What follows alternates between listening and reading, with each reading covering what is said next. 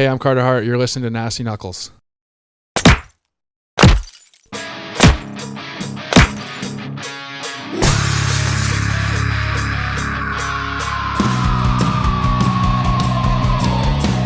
You're listening to Nasty Knuckles, the Hockey Outlaws podcast, with your hosts, Derek Nasty Settlemyre and former Philadelphia Flyer enforcer Riley Cote, as they go behind the scenes with your favorite NHL players. Time to face off.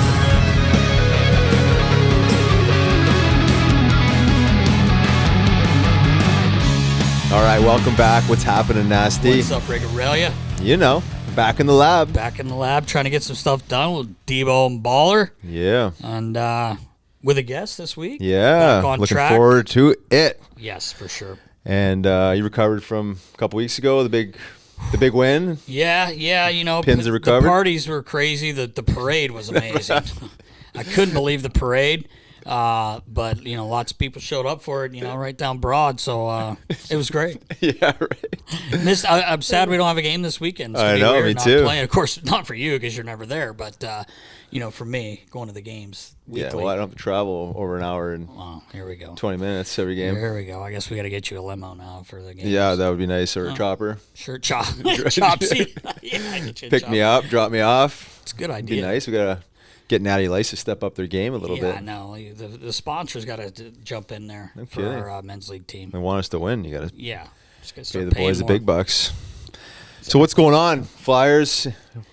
It's been a struggle of late again. Obviously dropped 6 in a row, and it just, you know, it's like, and they've been getting leads. It seems like, you know, like scored a couple goals and just nothing's falling into place. I mean, you just feel, man. I know we say this all the time. It's like beating a dead horse here, but Oh my God. it's like they're in the game. You're like, oh, things are looking good, and it's like a second period is a just not. Yeah, absolute Maybe disaster. if they skip the second period and get to the third, but it's just not been pretty, and dropped 6 in a row, and hopefully they get a win here this week. You know, you don't want to drop 10 straight 3 times in No one way. year. I don't even know if that's a record. We were talking to Baller about that, and our statistician, stats they call him. But I don't know if that's ever happened before, and I hope it does not happen. No, not at all. But it's just, I think at this point, unfortunately, everybody's just, let's just get these games over with, Yep. you know, and just everybody clear their heads and see what happens, you know, see where everything falls. You know, I think if there are changes, they'll be probably fairly soon I would after think this so. season. And, you know, you don't want to ever see that. But just the way things are going, it's not pretty. No, not at all. And Can't when sugarcoat it. Right. And when you think things can't get worse, Yeah. somehow they have with a couple more injuries. Yes. Obviously, Cam Atkinson, Carter Hart, a couple other bodies going down, Connaughton again. Yeah. It's just, So it's tough when you're such a depleted team, and again, obviously the morale has been down for some time now. So for sure. they've been out of a playoff spot for almost a month now. Yeah. So I mean, It was pretty between much that- before. Yeah, it was before that, but official. Mathematically, yes. Officially. I agree. Yeah, for sure. But so it's a tough position to be in. 5 games left, like you said. Yeah. 6 games losing streak, and they got to squeeze out a win here, Yeah, and I hope that. I think or they a will. couple, just Yeah. to go out with the right vibe. But and as you mentioned, if there's going to be changes, I would think probably within the first week or Yeah, two. You would think. Usually the way it works. Yeah. With management, anyways. But we will see. Yes. And some pretty devastating and sad news in Flyers land with our friends Sal Rafa and Jimmy McCrossan. Yeah, terrible. News broke a couple days ago around a lawsuit that they're involved in with Comcast. You know, they have a very rare form of cancer now. You know, wish them the best in their healing, because it doesn't matter how they got it. Right. You don't wish that on anybody, obviously. So there's, you know, they're in a legal battle. We don't know much about it.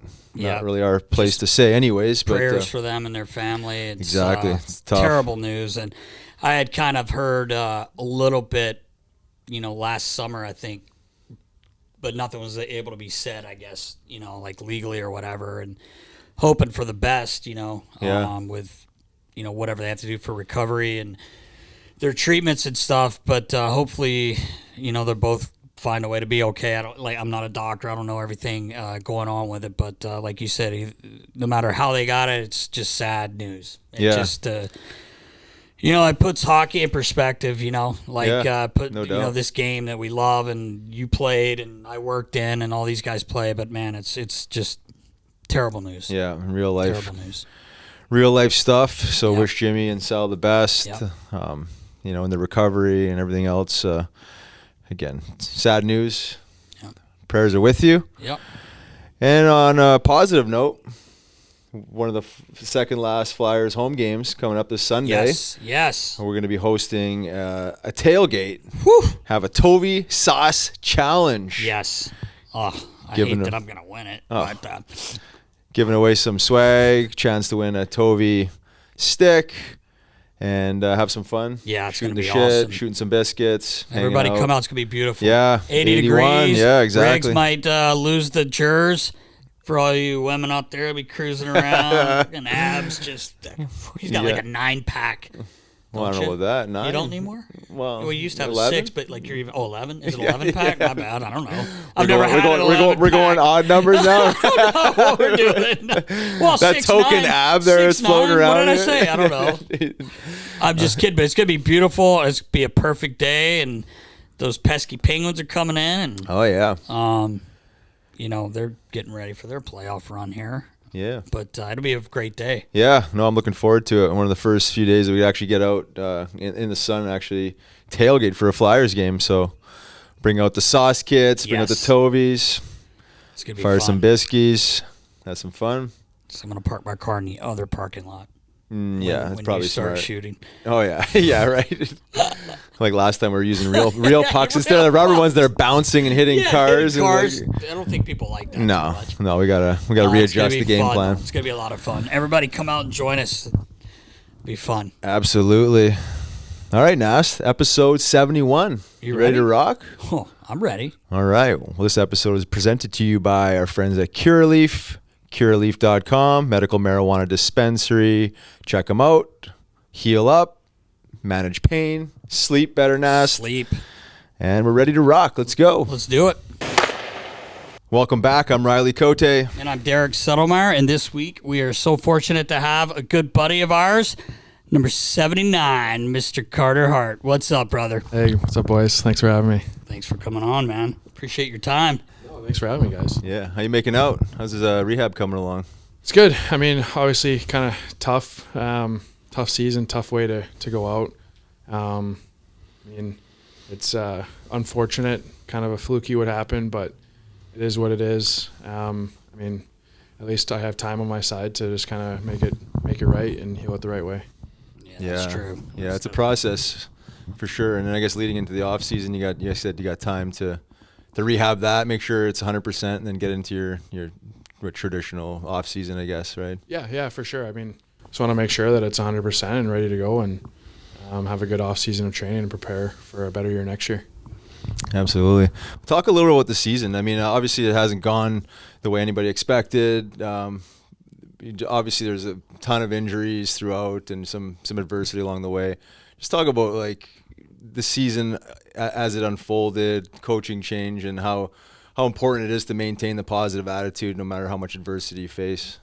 Yeah, I mean, coming into this year, thought we made some good moves, some good additions, and started off well, and then I think just kind of got the injury bug a little bit. I don't think we've really played with a full lineup all year long besides maybe the first few games. So, yeah, I mean, that can be tough for any team. So a lot of moving parts this year with COVID-related stuff, injuries, coaching changes and all that.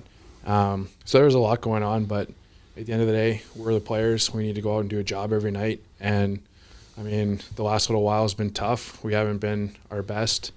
But I think it's a learning process. I mean, obviously it's not a very fun situation to be a part of sometimes, but at the end of the day, you still got to realize, like, be grateful for the opportunity to play in the NHL and make the most of it and just learn from it so you're better going forward. Yeah. There's always fans, people that, they're going to shit on you.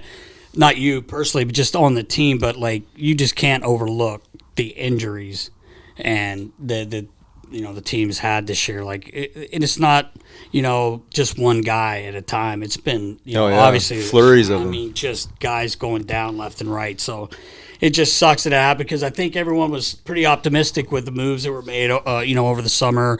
You have had a really good year, in my opinion, and a lot of people's opinion. But it's never fun when it's like this. I was on a few teams where we were, you're out of it with a month or so to go, and it's, you still play for pride and for each other, which I think the guys, all you guys are playing as hard as you can, even though some people are like, oh, they're not trying or whatever, but we know that's not the case. But you have the summer to get better, which is nice. Have plenty of time, get home and do your rehab, and then get ready for next year. I mean, it's all you can do.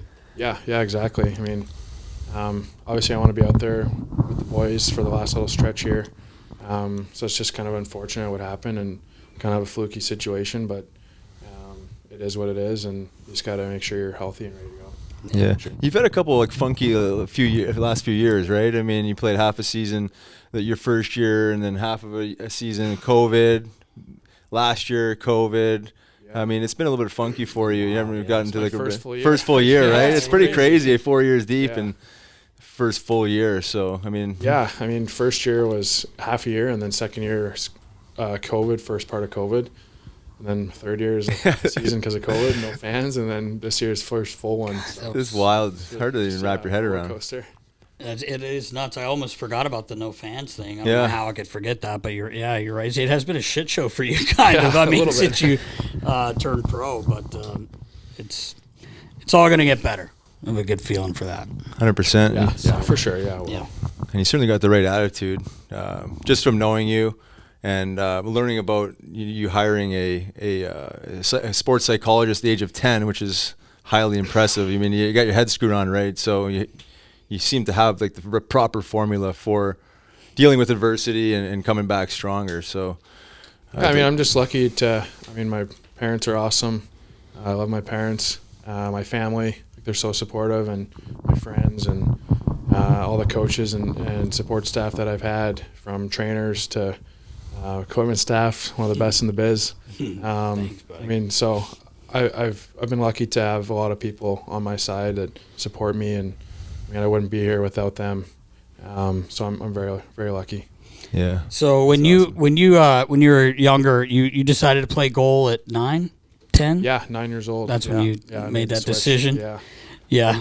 I mean, I just kind of loved the gear, and that's what really attracted me to the position. Yeah. You got the coolest gear. I mean, you see the masks up here. Yeah, right. You do have great masks, that's for sure. That's like the one thing that really attracted me to the position was you can actually customize your gear and kind of like express yourself a little bit. That's awesome. I remember Hexy telling me when he was a kid, he knew he wanted to be goalie. He used to take his socks and like ball them up, throw them up the steps, let him come down, and he would make a save. So I'm like, I was telling him a few years ago, I'm like, Elvis really likes goofing off at home playing goalie. Now he's obviously playing goalie, but he goes, Deke, just take one of those hockey balls, outdoor balls, and fire it right off his melon. He'll never want to play again. I'm like, I can't. It didn't work. He's like 4, and plus it probably wouldn't even hurt him. No, right? So that's what my dad did when I first told him I wanted to play, because we would play like hockey in the basement. We had like nets set up in our basement, like from like end to end of the basement, and like we would just rip those like hard orange road hockey balls. And the one time I told him I wanted to go in net, he's like, "All right, sure, I'll rip a couple at you and see if you're good enough." And the first one, he hits me right in the dome, right between the eyes, and right in the nose, and I'm leaking. Like I didn't flinch, I didn't cry, and he's like, "All right, maybe you can." Sign him up. Man, I would have been done right there. I can tell you that. That's pretty cool. Oh man. I read somewhere that Carey Price was your favorite goalie growing up, and I know with all your mental health stuff or your mindset training, sports psychologist stuff, and Carey Price taking a step back this year because of preserving his mental health. I mean, can you talk to that a little bit and how important that component is, not just for sports but just for people in general? Yeah, I mean, I think mental health is above all one of the most important things. I mean, kudos to him. He's a very inspirational person and not only just a hockey player, but as a person as well. And sometimes people forget that we're people first, Right, rather than just hockey Exactly. players. So, Exactly. I think you really got to learn you got to know how to take care of yourself, and that comes number one, and your family. And it's so awesome to see that he's back between the pipes. Yeah. And he hasn't missed a beat so far. So it's tremendous to see him back on the ice again. 100%. I think it was a huge move for him to do that, to actually take ownership of his own health and mental health, but to show young hockey players, or not even athletes, just anybody in general, that mental health is the most important thing. If you don't have that, you don't have a whole lot. And it doesn't matter how much money you're making or how much glory you have in your life, that sometimes you got to take a step back and deal with these issues. So I think it's just shown the hockey community specifically, but his network in Canada and everywhere else, it's a bold step. It's a big move for someone to make of his stature, for sure. Yeah, for sure. I mean, we all respect him as a player in the league, and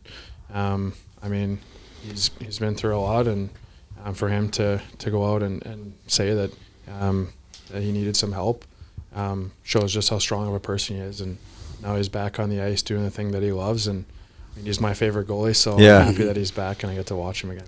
Yeah, Play 100%. against him. Yeah, no doubt. That's awesome. I snipe on the guy. Riley's one goal, Carter. Just Carey saying, praise. right behind him. Cups in the net. We lost 5-2. Yeah, I know. So Still. I wasn't able to He didn't sell even it. sell it. Oh, He really? didn't even sell Yeah. it. I'm like, dude, you scored on Carey Price, for fuck's sakes. Like, my God. The meaningless goal. It was your one, though, Yeah, well, so it's not meaningless. at the time I thought there was going to be more to come, but didn't exactly happen that way. A lot more Tillies. Yeah, well, that's true. A lot more Well, Tillies. that's true. Yeah, I was gonna ask you about being in Everett, your junior career. We were in Calgary. It was your last year junior, and John Paddock was coaching in junior. I think he still Regina, is. right? Yeah, Too Tall, and he had just played you guys the night before, and they were playing the Hitmen. So me and Ian LePerrier went over to talk to him because we hadn't seen him obviously in a while. He used to coach here.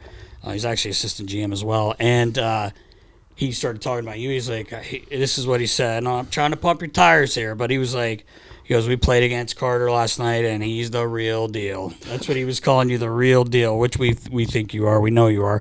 But your last 2 years, I mean, all your years, actually, your numbers are good, but, like, your last 2 years, look, you couldn't get scored on, man.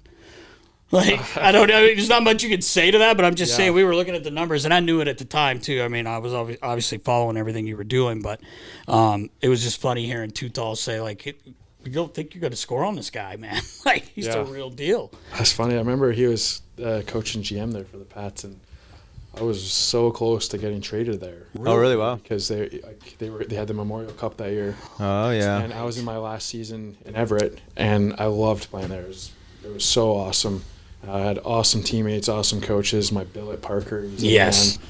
Like, He he's is like the my man. grandpa. My Yep. billet roommate Riley Sutter, who's in Hershey. Like, I was so lucky to play there for 4 years, and I miss every day. Yeah. On the rink with those boys and playing with those guys. And but I remember my last year, like, our GM at the time was Gary Davidson, who was awesome, man, a really smart hockey man. I'm very grateful for the things that he's given me there, playing for 4 years for that organization. But he brought me in. He told me, he's like, hey, like, I know our team's not looking so great right now. Like, if you want a chance to go somewhere and win or whatever, like, it's okay. Like, I told him, okay, like, I'll think about it. I love playing here. I don't want to go anywhere. Right. I want to stay. And then there was something going on with the Pats and stuff because they had the Memorial Cup that year, and then I just came back from mono because I got mono during camp here. Yeah. So I missed like the first month and a half of season, and like we weren't doing well. And then I came back and we were winning a bunch of games. I was like, oh my God, like we got a pretty good squad here. Like we're winning a lot of games. We went from like last to first in the division like a month. Wow. And I told Gary, I'm like, man, I feel like we could actually do some damage here. Like I want to stay if I can. Like I love it here. Like I want to stay. And we ended up going to the league finals that year. We lost in the finals, but we had a sick team and just probably one of the most fun teams I've played for. And we had so much fun together, and all the boys were awesome, and it was an awesome year. Yeah, it was fun following that because, I mean, like we were talking about, the numbers were just insane, yeah. like insane. But I can see why John Paddock would want no question. Exactly. And you turned pro, and you're in Lehigh Valley. Great setup there for an American League team. I like that building. And Yeah, it is. It's so nice. But you got called up. Was that 18 games or so, right? You only played a couple handfuls of games down there, and a couple months in there. It was like, I think for me, just the transition period from junior to pro. Like, people don't realize how big of a step that is. Yeah. Like, I kind of came in a little bit thinking like, oh yeah, it's not going to be a big deal going from major junior to the American Hockey League, like going to the minor leagues, whatever. right? Like, It's what yeah, people like, think. Yeah, Yeah. you go there and Exactly. Like, hey man, like, these guys are really good hockey players. Yeah. You don't realize how good the American Hockey League is. Like, there's some really good hockey players there, and I mean, you're going from playing with kids, essentially 16 to 19 and 20, to playing with grown men. Right. Yep. And like, they can rip the biscuit and yeah, execute, and they're a lot faster and stronger. And for me, that took a little bit to kind of adjust. And I think that the couple months down there, 18, 20 games, whatever it was I think really crucial in my development, just to go down, learn the pro game, learn the pro lifestyle, coming to the rink every day, like seeing some of those guys in their 30s, Colin McDonald, Yeah, right. Yeah. Chris Connors, Yeah. all those guys come to the rink and see how hard they work on and off the ice, staying late after practice, those habits. We had Scott Gordon as a coach at the time there.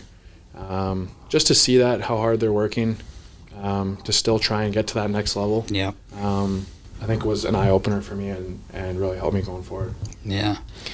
Yeah. You just missed Riggs. He was an assistant coach. Well, I was actually gonna say I came caught up the there. tail end. Like my last year, you came out of juniors and played I a think few I was like games. 18 or 19 there. Yeah, Came up there so at we the end. actually did cross paths briefly there, and that's where I was. I kind of brought it up earlier about the whole mindset thing and the sports psychologist, because that's the one thing that jumped out at me to me immediately with you, was just like how dialed in you were at a young age. I look at some of the guys that I'd coached a few years before, and it's like you were light years ahead of them as far as like maturity and the way you were wired. So I did want to touch on that a little bit more, and just like yeah, I mentioned, like 10 years old, you got a sports psychologist, like how important that piece is. 'Cause you've seen these veteran players, managing and maintaining their physical bodies, but I feel like the one component, from a coach's perspective, and even going back to my playing days, it's almost like ignored, or not ignored, but almost like we've kind of overlooked is the mind. And you see these guys have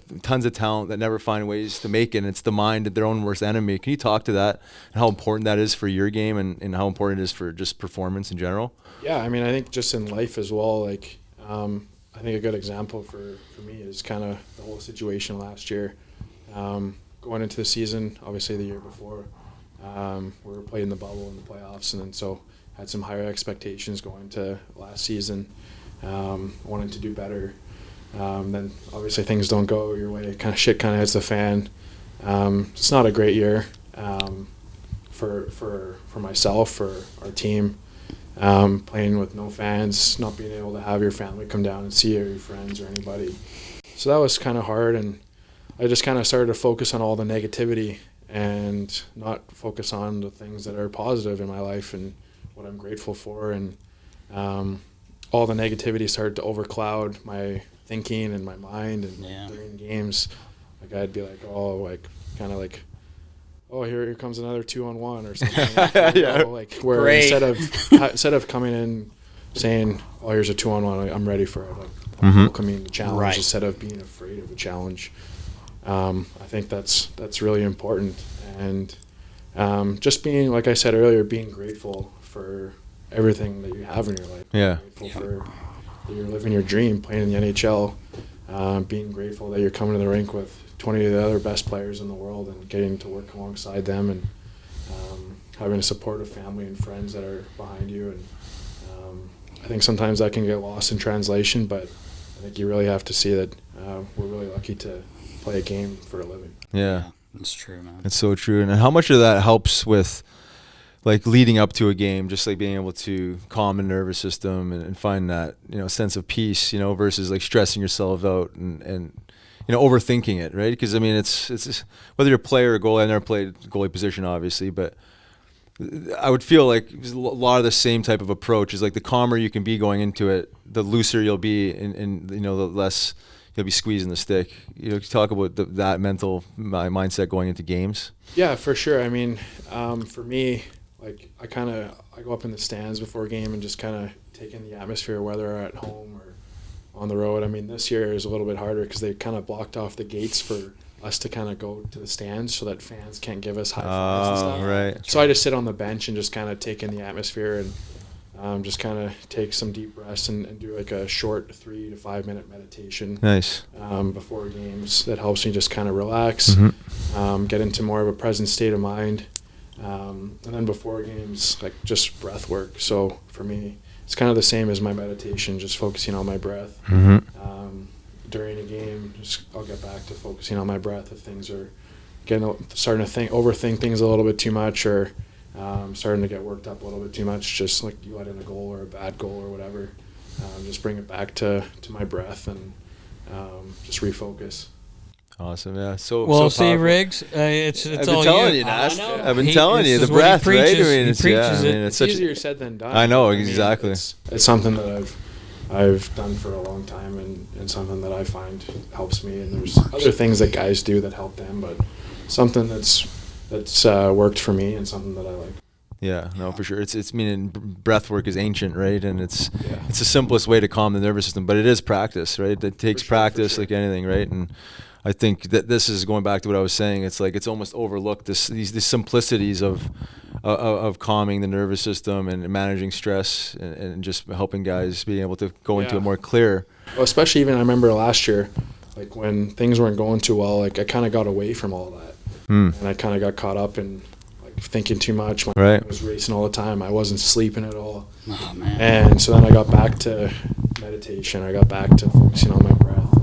Just being more present, and I started to feel so much better at the rink, so much better in games. And I just felt more like myself and relaxed, and started to get more sleep. Yeah, right. It's all connected, eh? Yeah. So fundamental. Yeah. So, what was your was it the first game that you did get called up? Which obviously I remember, it was awesome. But what was your welcome to the NHL moment? Was that it, or was it something else that sticks out in your mind? I got a couple. I remember the one was my first game against Price. Okay, Montreal. First game against Montreal was Niemi.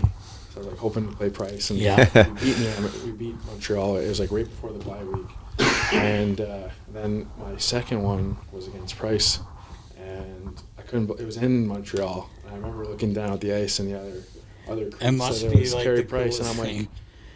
I just remember watching him all the time when he would come play the Oilers, and me and my dad would always go to that game. And a lot of times, I remember he wouldn't even play. It was like Peter Wood-I or something. So just our luck that he wouldn't play. But I've seen him a couple times as a kid growing up, and so to see him in the other net was pretty surreal. And I kind of got focused on that a little too much, and I got yanked that game. I let him 3 on 9 shots or something. I got lit up. So I kind of was in the wrong mindset, and next time we played him around, I felt better, and he tapped me on the pads before the game. Oh, you're 3-2 or something. So felt a lot better. That's awesome. And I had another one against Ovi, and it was I think it was maybe my third game playing against Ovi, and he skated by the net. I made a save on him or something. He's like, "I'm fucking getting the next one on you," and I'm like, "All right, whatever, buddy, you wish." Yeah. And sure enough, one timer. One T. Power play, right around the horn. Everybody says, how does he score all the time from there? Yeah. Because it's going, no one can see it when it comes off his stick, maybe. Yeah. So I was oh, okay. And then he skates by me and just stares me down.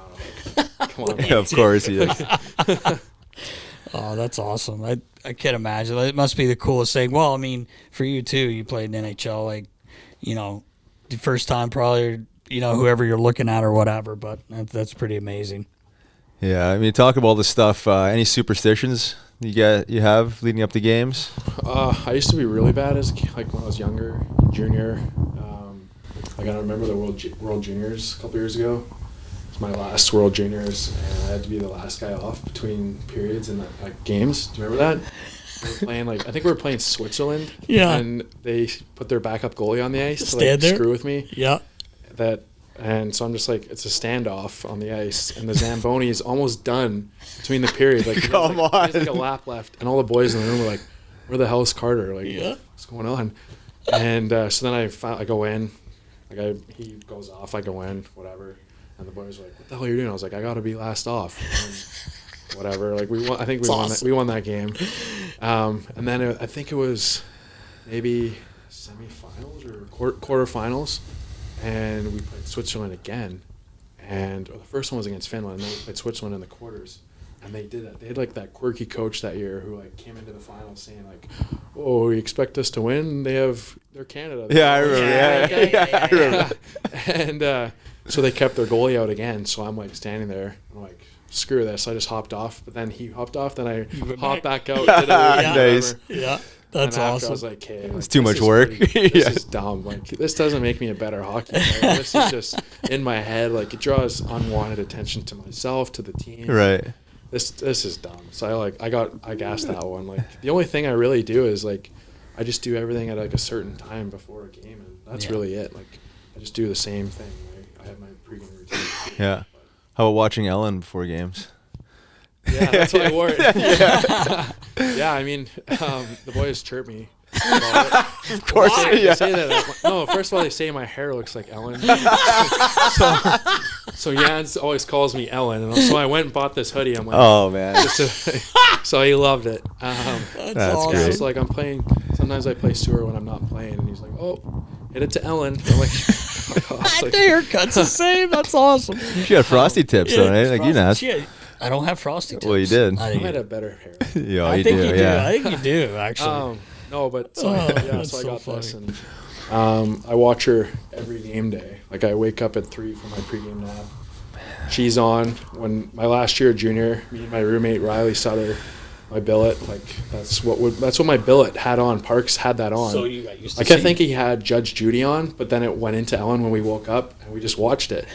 And I was like, "Hey, we're winning games." Like, then when I turned pro, I just kind of kept that routine and just watched it. So I got them all recorded on my DVR. There you go. awesome. Whatever works, just in case you miss one. I got to tell you this, Rouse. So my 2000th game worked was in Edmonton, and it was his first time going home.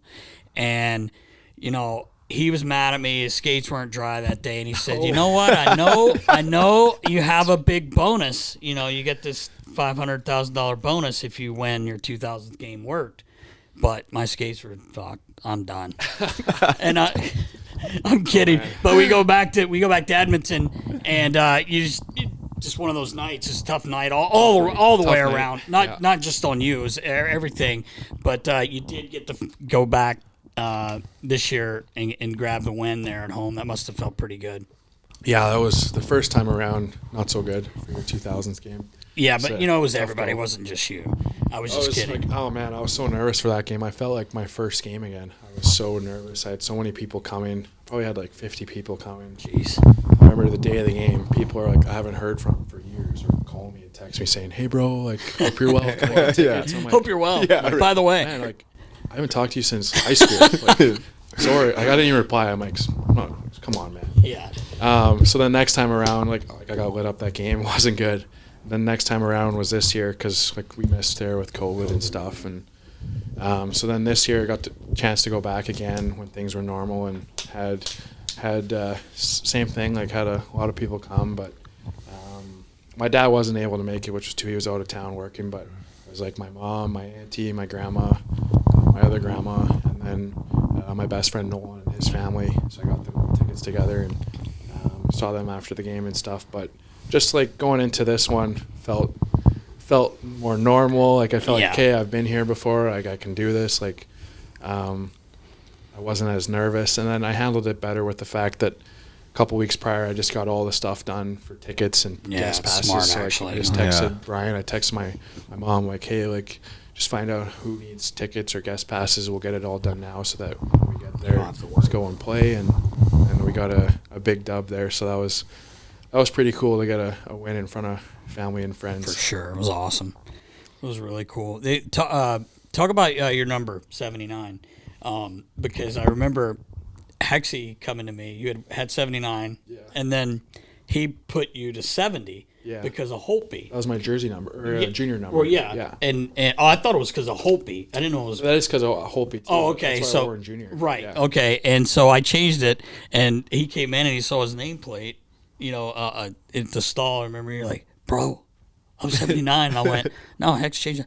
I'm 79, man. Yeah. But I know there's a great reason why, though. Yeah, I mean, my first camp, they give like all the prospects high numbers, right? So like they don't expect you to keep them usually when you actually make it. So my first camp, I came back to Everett, and our first game, I think it was at home against Portland. And when I was 16, even 15, like this family and their son, their Will, April, and their son Connor, would go to every single Tips game. And they wouldn't miss a home game. Sometimes they would go to road games, and then Connor would always be at the end of the tunnel, just like fist bumping the boys, like saying what's up. And he's autistic. He's 11 years old now. So when I was my first year, he would have been 4. Oh wow, yeah. Yeah, I think 4 years old. So it's pretty crazy. Like I've known him pretty much my whole life almost, or his whole life. His whole life, yeah. So then when I got back to camp, or back to Everett from my first camp, he knew that I had 79, so he got a Flyers jersey done up with Hart 79 on it. That's pretty cool. Like that's the first Flyers Hart jersey I've ever seen. Right. So I told my parents about it. Like, oh, that's really cool. And so then when I got called up for my first game, I was like, oh man, like, do I want 70 or like, do I want to keep 79? Like, I'm like, Connor has this jersey. Like, that's probably the only Flyers jersey out there right now. Yeah, right. With my name on it. I'm like, I gotta keep. You gotta 79. keep it. Like, Yeah. I gotta keep it for him. I don't want him to change his jersey and have Right. to go pay some money to get it changed. So I kept 79, and they were actually just here a week, 2 weeks ago. So they came down. That's awesome. Super cool. They came to the game in Washington. Obviously, I got hurt, but got to go for lunch with them and catch up. And I haven't seen him in 2 years because of COVID and stuff. So he's playing goal. Oh, awesome. Oh, that's so Rocket cool. 79. He goes to my to Cliffy's camps to my. Oh, yeah. Oh, super cool. He goes to his camps and he's laying the pillows down. And he loves it. So That's awesome. yeah, it's really cool. Yeah, that's a meaningful story. I like to hear that. Shifting gears a little bit, you feeling a little risky? A baller just ordered a double cheese pizza. You want any of that? We saw you that NHLPA thing where you're like, I'll eat it if I feel a little risky. That's why I asked Oh, you. yeah. You're a little lactose intolerant, yeah. Yeah. Well, here's the thing. So it's a funny story. I'm actually not lactose intolerant, so I thought I was. It's like that interview or whatever. I was like, yeah, I'll have it if I'm like feeling risky. If I don't give a shit, like I'll eat it. But if I'm with my buddies. Yeah. So this year, like I had some really bad stomach pain. I'm like, what the hell is going on? For like the first, probably like, I don't know, month of November. Like my stomach's killing me, but we were playing really well and we were winning. And all the boys are like, because I kept like my stomach. I tell them like I can't barely stand up sometimes. They're like, well, whatever you're doing, it's working because we're winning. Yeah. And I'm like, oh, Don't worry about your health. Yeah, right. Don't worry about your I health. feel like a bag of We're shit. winning. like, man, like sometimes I can't even stand up. That one game we won in Carolina, I think we won 2-1, and the first 10 minutes of the period I could barely stand up. And I remember I was like, please don't shoot on me. Please don't Wow. shoot on me. And they dumped a puck in on me from like the red line, and I was like the first shot, and I went like this to catch it because like I could barely move. It's like, what the hell is going on? And the boys are going to laugh when they hear about this. Like they found out. It's like I drink a lot of water on game days. I like to be hydrated. I probably drink on average 12 to 15, 16 bottles of water on a game day. So like quite a lot. But what I didn't know is I was mixing BioSteel with every single bottle of water. Oh, wow. So I'm drinking told me that. I'm drinking like 15, 16 packs of BioSteel a day. Oh. And I'm like, even on non-game days, I'm still crushing like 10 or 12. And like, I don't know what's in there. Like, it's supposed to be no artificial flavors, whatever. Yeah. But my stomach is just killing me. And I went and got tests. So I went and give a stool sample. I got like an allergy test done, whatever. And so I went and got all that stuff done. And I'm like, maybe I'm celiac. I'm like, something's going on. And so I'm not celiac. I'm like, thank God. Yeah, right. And they're like, hey, you're not lactose. I'm like, really? Yeah. Like I Crush some pizza. I haven't been eating really cheese or dairy. Like I switched to like oat milk and stuff, and so I haven't really been consuming dairy for the last couple of years.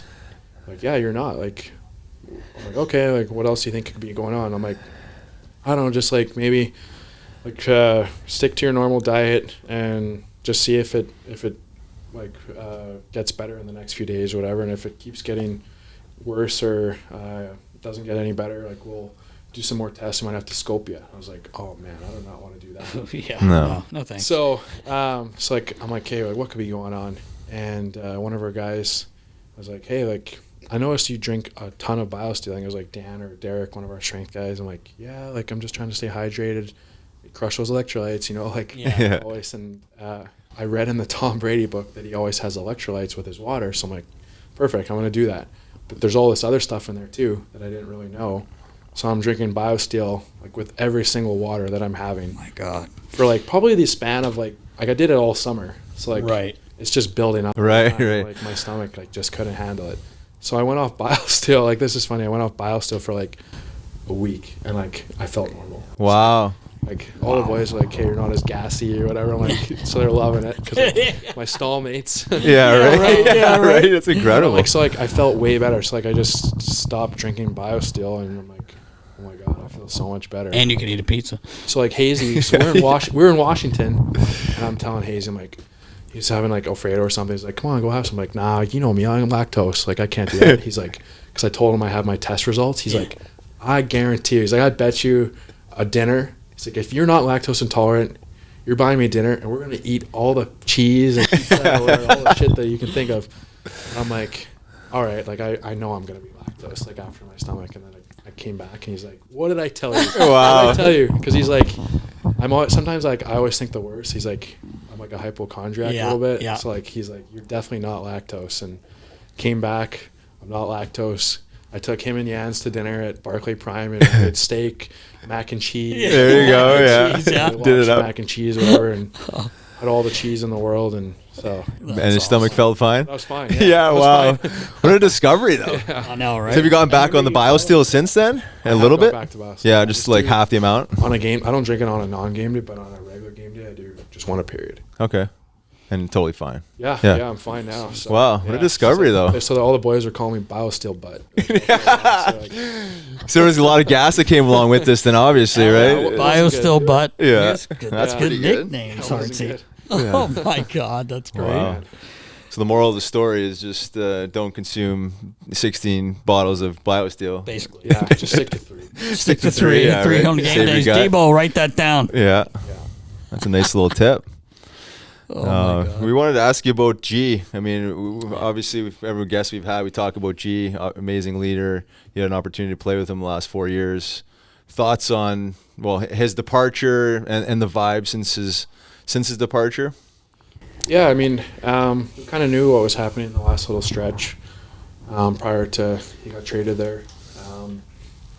It was definitely tough, like to see him go. He's a Philly icon. Yeah. And when you think of the Flyers, like you think of Claude Giroux.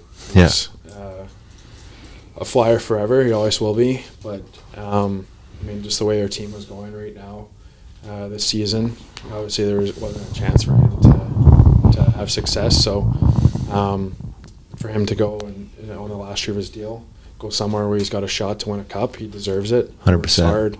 He's a great leader. He's a good teammate and a good friend. So I hope Florida wins it. I really do. Yeah. We got a good team there, and he's done really well since he's been there.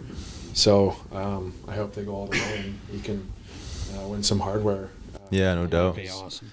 Yeah, so it's tough, but I mean, emotional last night there for his 1000th Yeah. game, and it was just nice that we could send him off on a high note and get a win there for him. And but no, we wish him well, and we're all cheering for him. Yeah. It's funny how many people are like, I watch Florida so much now, because Yeah, of G, yeah. and they're Flyer fans, but they're, obviously you're pulling for Claude because, Yeah. So Is that your Stanley Cup prediction then? Is that who you're going for, or is that just I based hope on so. G? Yeah. I hope so. I hope they do. Like, Yeah, me too.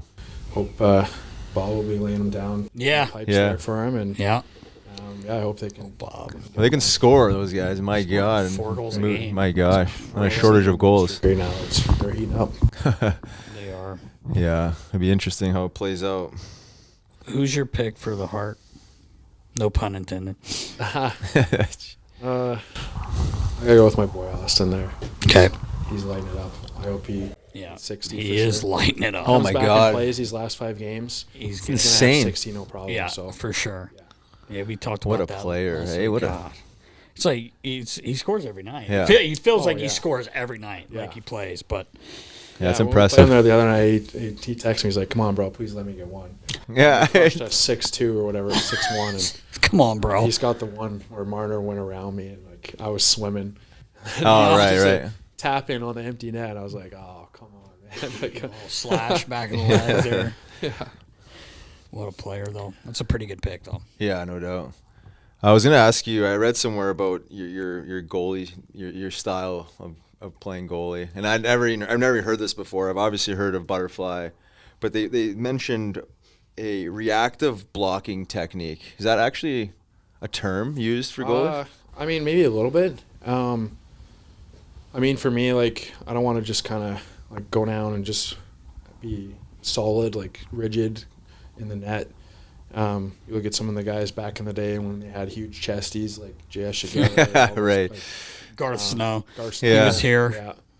They just had those big chesties, and then now we're a little bit more streamlined with our equipment. So Yeah. you got to be able to react, and you got to be able to block. But there's like a mix where you got to know the right time. And sometimes, like, I just call it a shift. So like if I'm down in my block and a guy's trying to go top glove or like maybe even glove side, like I'm down in my blocking area and I'll just kind of shift into it. So like I know it's coming this way, but I can shift into it. Like my favorite save of all time is just a blocker side shift. It's like, okay, I tracked it well, but I don't need to like react all the way. I Overextend. can get there with my blocker. So I let my body, I just let it come to me and just shift into it. And like when you make that save, it's like, You it just feel feels so so good. good. Okay. Yeah. Yeah. Well, then Like you, Dilly loves that one. Yeah. Well, then you have my son who picks it up off the ice and then windmills it. Yeah, oh, Like yeah. he made a sick glove save. That's Oh, what yeah. you gotta Mike start Smith. doing. Yeah. Yeah. The Smitty. Windmill Wednesday. Gotta have right? the drama. Oh, he's got a good glove hand, though. Oh, man. So I guess like the opposite would just be like the traditional would just be like letting the puck, like making yourself so big that the puck comes to you. Is that like explain to me or and the audience a little bit the difference, because I'm still a little bit confused on that term, because I feel like playing goalie is instinctive, like at some point, right? I mean, you have to be reactive. Yeah. I mean, I think there's like a certain point where like, okay, like I'm not going to be able to react to this puck. Like let's say there's a puck shot from the point and it doesn't exactly get to you. It might hit a body in front and the puck's just kind of laying there in front of you, like a foot in front of you. Mm-hmm. And that's a point where the puck's so close to you that you're just going to make yourself big with no holes. Like that puck's got nowhere to go. Right. I mean, even on redirects from the point or stuff like that, like you just want to make sure that you try and cover up as much as you can, get on your angle, and have no holes. Whereas sometimes like a puck, let's say from the slot, like the biggest thing is you want to just try and read the release as best as you can, because a puck traveling at 80 miles an hour from 10 feet away is like pretty hard to track. Like, I mean, for me, I think tracking is a huge part of my game, but it starts with the release. Like you need to be able to read that release. Yeah. Oh, that's interesting. You see any of LV's style and Carter's style? That's only his jump before the game starts. Jump. Oh, I yeah. love the jump. Yeah. I We're love gonna the send him jump. to Cliffy. We're gonna send him to Cliffy maybe, and then we'll get some help. When did you start with Shane Clifford? Yeah, so Shane Clifford was in Everett when I got there, when I got drafted. So I got drafted there when I was 14. I was like just this little whippersnapper. And so yeah, I got drafted there. My first camp with him, I was 15. Played a couple games that year with him and with the boys there, and then so I was with him my whole junior career. And he's from Pittsburgh, so Right. Ever since, like, he just comes down like when he's got time, because he's busy with Sioux City and with the Erie Otters, and so he's a busy dude. So when he's got time, he comes down and just hangs out and keeps me company. And I mean, like this week's perfect where the boys are on the road, and I'm back with an injury, so he just came and hung out and just have a good time. Well, we're gonna interview with him hopefully this week, because you were only 4 hours late today, so I don't know if we can sneak it in today, but I'm kidding. But we do want to pick his brain a lot about you and about goaltending in general. Like, but he gave me a little rundown yesterday. I was asking him some questions about the post, and would you tell me the reverse VH? Is that what I'm dealing with now, Cliff? Okay, good. See, I learned something. Yeah. Except I didn't know what the hell he was talking about when he was telling me. You did, though. Yeah. But yeah, that's awesome. You've been on, you have a friend like that, and he's one of your best friends, and Yeah. you've worked with him for so long. It's cool to have someone you could call, and like obviously you have a goaltending coach here, but it's nice when you have a friend. Maybe if you questions or whatever, lean on a guy. Yeah, I mean, I'm lucky. I got Shane Dilly here, and then my guy Dustin Schwartz back home, and Yeah. I mean, all of them are awesome at what they do. They're great friends of mine. Me and Cliffy, or my whole junior career together. Yeah. And then now here, I'm lucky that he's so close. He's just in That's Pittsburgh. awesome. So, no, he's a great friend and a great coach, and I'm lucky to have him in my life for sure. So let me get this straight. Cliff, when I send Elvie to Cliffy, he's going to be in the NHL by the time he's 20? Is that what we're saying here? Is that what we're saying? There's a really good chance. Listen, just kidding. You're like, he's going nowhere, but I'm just kidding. But I'm just messing around. He's 7. He doesn't know what the hell he's doing. So we do a lot of stuff with the Philadelphia Warriors. Obviously, and you were tremendous with those guys. You met a lot of them. And you came out for the game where, sorry, Marshy, we won. Yeah, I we think did. it was 7-2. Sorry, Duff Daddy. He was upset. The Duff Daddy was upset. No, they're awesome guys. Very close with all of them. But we did a mask, which we are you helped design. Basically, you designed it. If you want to kind of tell us about it. And Me and Franny did that one. Yep, Franny from Paint Obviously, we Zoo. got the Nasty Knuckles there at the top, and then on the back we got the Warriors and the Knuckles logo and the cross that I always have. And so, like, obviously my ACDC mask this year I had. Cool mask. One of my favorite masks I've ever had done, and It's so super I rad. wanted to do kind of a similar thing with Angus on the side and on each side, and then Got the curly lip. my letters Oh, yeah. or my last name there and the ACD style letters, and That's a really perfect cool. Super rad, yeah. It's such a cool mask. so it's turned out unreal, and Franny is the best. Yeah, he is. Franny Such- is. such He's great so work. good. And so we're auctioning this off. More details later, but it's going for the Warriors. And it was really sweet. cool of Yeah, you to just- do that for those guys. And maybe we do something later on down the road. Something different. But it's really cool. And like I said, we're gonna. Yeah, it's super, super rad. Happy the way it turned out. And obviously you're a big music guy. I mean, Yeah. AC/DC, and who else is on top of your list there? Yeah, ACDC. I like punk rock, like Green Day. Oh, yeah, right on. Because I think Sum 41 and Simple Plan are coming. Yeah, Oh, we're cool. Gonna I call love those Jeff bands. Gordon. Gordo. So Yeah, Gordo. Gordo. gotta go check them out. Yeah, like I know my dad just kind of got me into that when I was young.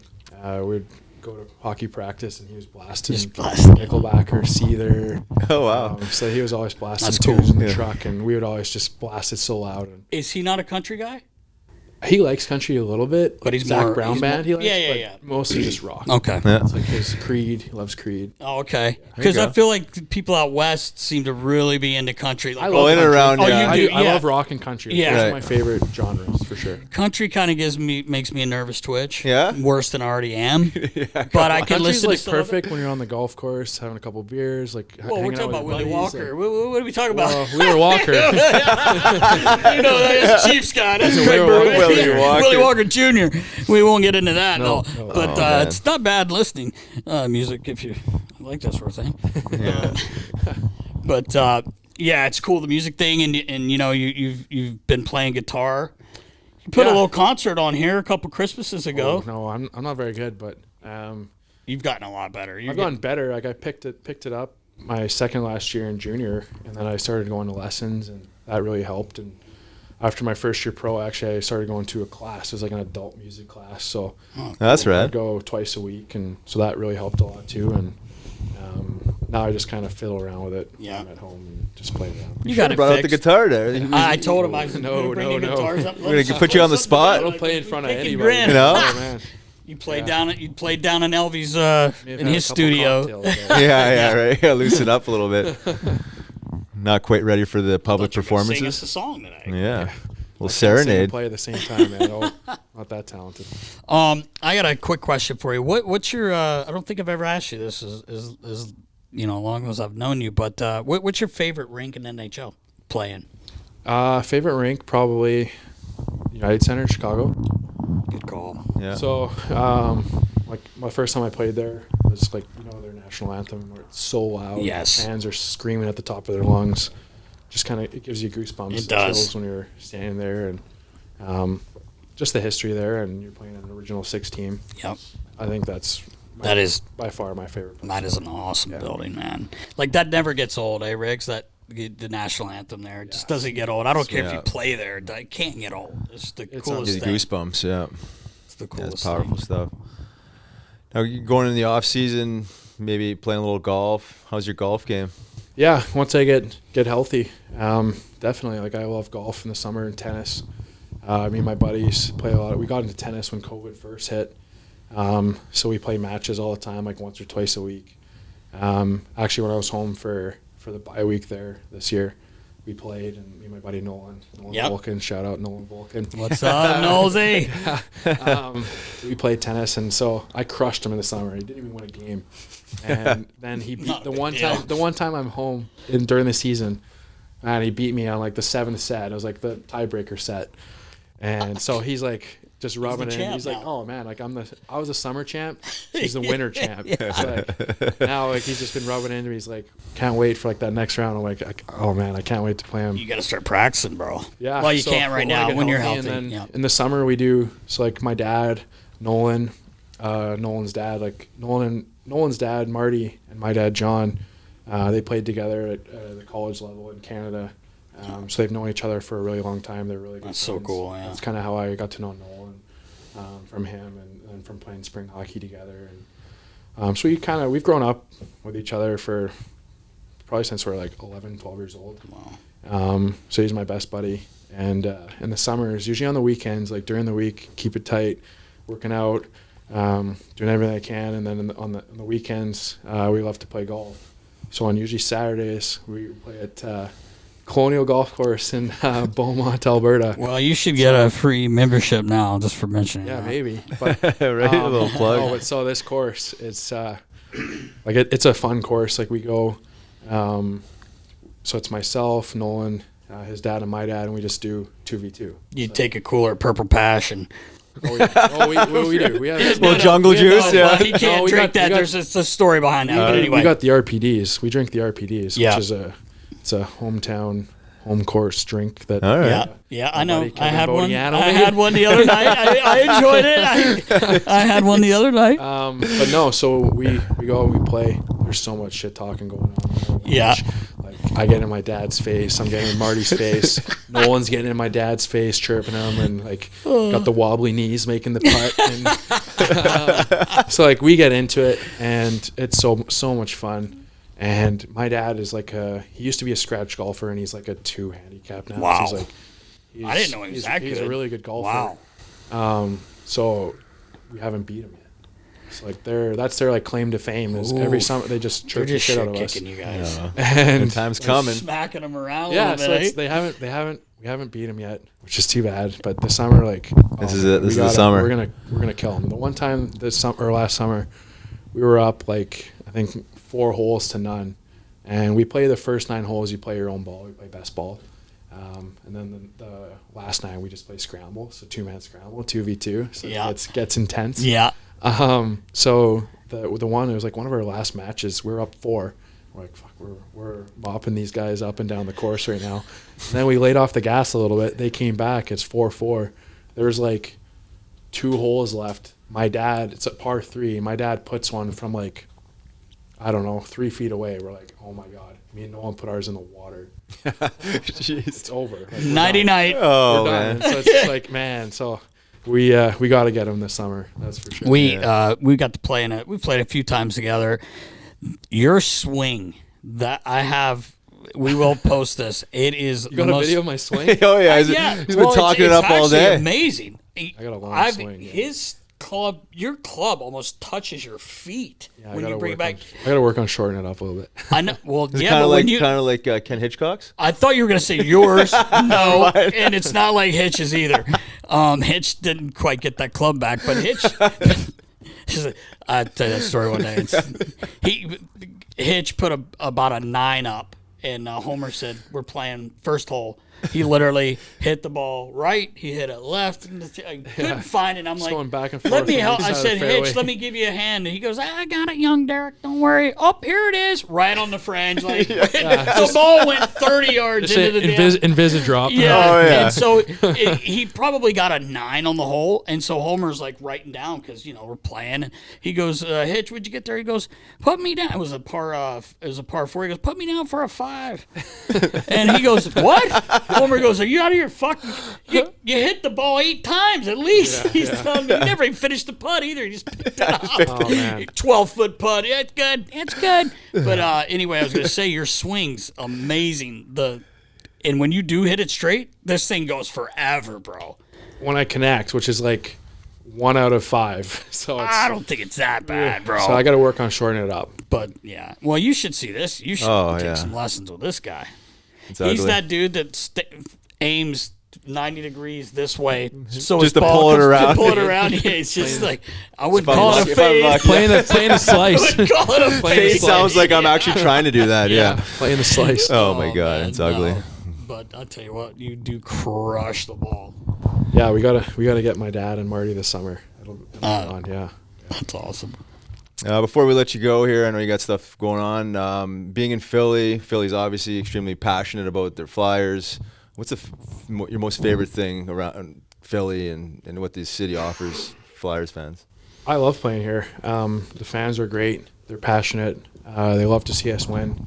They hate to see us lose. So, I mean, sometimes it can be tough when you're losing and they're booing you off the ice, but, I mean, they care. So, as a player, you don't want fans that are cheering for you when you're not doing well. Right. They're just kind of phony or fake. So, they're true, they're honest, and they just want to see you win, and they're behind you all the way. So, as players, we love that. We love playing in front of them. And I know when other teams come into our arena and they get on you, it's definitely an advantage for us. Yeah. That's for sure.